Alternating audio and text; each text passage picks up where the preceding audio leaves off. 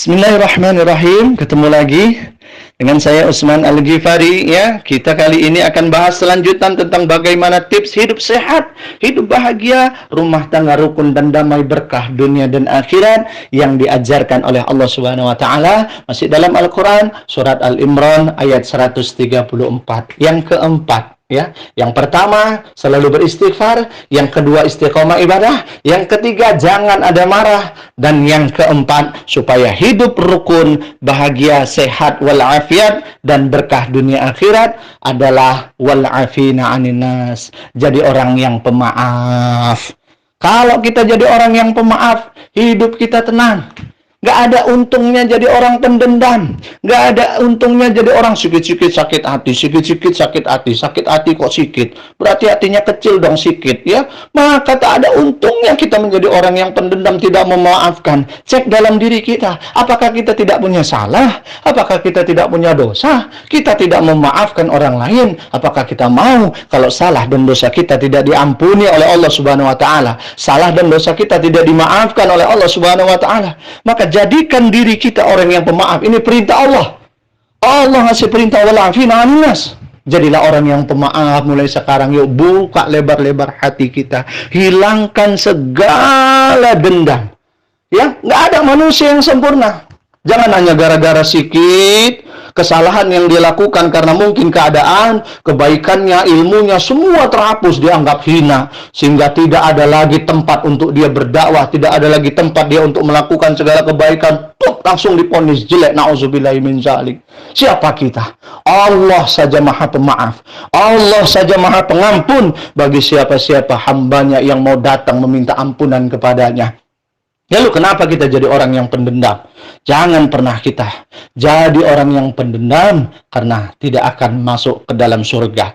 Karena Rasulullah menjelaskan la yadkhulul jannah qati'ur rahim. Tidak akan diterima surga orang yang memutuskan silaturahmi. Apa penyebab silaturahmi? Itu dendam, sakit hati, jengkel. Jadi hilangkan semua itu. Jadilah orang yang pemaaf kata Allah. Wal afina 'anin nas. Siapapun kita manusianya, tidak ada yang luput dari yang namanya salah khilaf, lupa bahkan berdosa. Maka Rasulullah SAW menyadarkan kita, ya, jangan kita putuskan silaturahmi. Ingat, dalilnya jelas, la yadkhulul jannah qati'ur rahim. Tidak diterima surga orang yang memutuskan silaturahmi. Tidak mau memaafkan orang lain kan berarti memutuskan silaturahmi.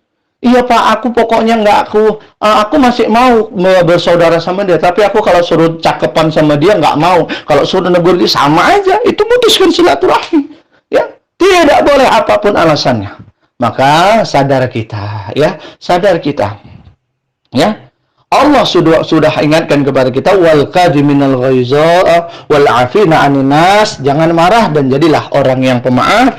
Maka kalau ini kita sadari dan kita lakukan, ada di dalam hati kita jiwa pemaaf, maka tubuh akan selalu sehat. Apa sih yang bikin kita penyakitan? Karena dendam. Karena hati kita tidak baik. Karena hati kita diselimuti buruk sangka, hasad, iri, dengki dan lain sebagainya. Maka sakit hati kita sakit dan segala tubuh jadi sakit. Kemudian apa coba baiknya bagi orang yang suka atau gampang sakit hatian? Ya, kita tengok orang yang suka sakit hati biasa mukanya nggak ada yang enak ditengok tuh, ya kan? Belum pernah kita tengok ada orang yang sakit hati itu senyum-senyum, ya? Atau ketawa riang, ditanya orang, kenapa kok gembira kali?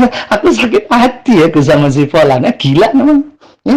Oleh karena itu kita diajarkan oleh Allah walafina 'anin nas, jangan gampang sakit hati. Maaf, jadikan diri kita orang yang selalu gampang maafin kesalahan orang lain. Ingat, maaf tidak pakai syarat.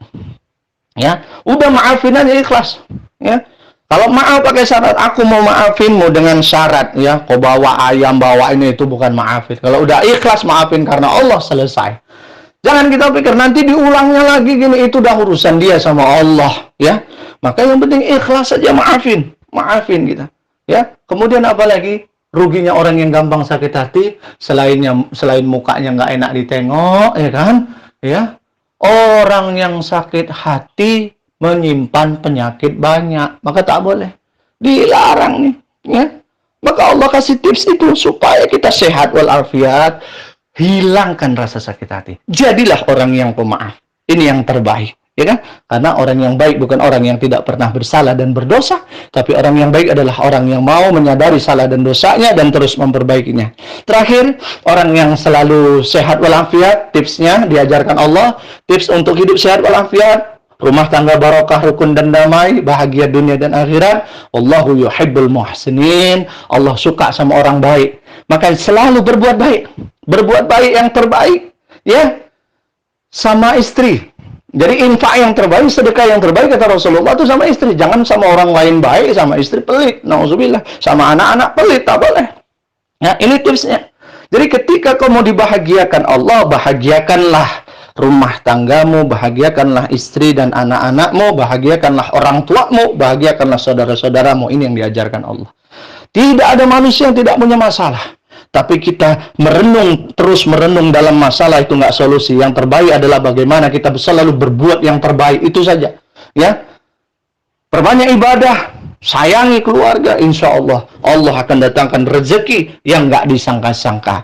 Inilah 5 tips terbaik yang Allah berikan kepada kita agar kita selalu sehat walafiat, bahagia lahir batin, dan insya Allah rumah tangga sakinah mawaddah warahmah, hidup berkah dunia dan akhirat. Selalu perbanyak istighfar, mohon ampun kepada Allah. Kemudian yang kedua, istiqomah kita ibadah. Karena tujuan Allah menciptakan kita hanya untuk ibadah sebelum kita masuk ke alam barzah. Kemudian yang ketiga, jadilah orang yang sanggup menahan amarah, wal kadhiminal ghaiza, jangan jadi orang pemarah.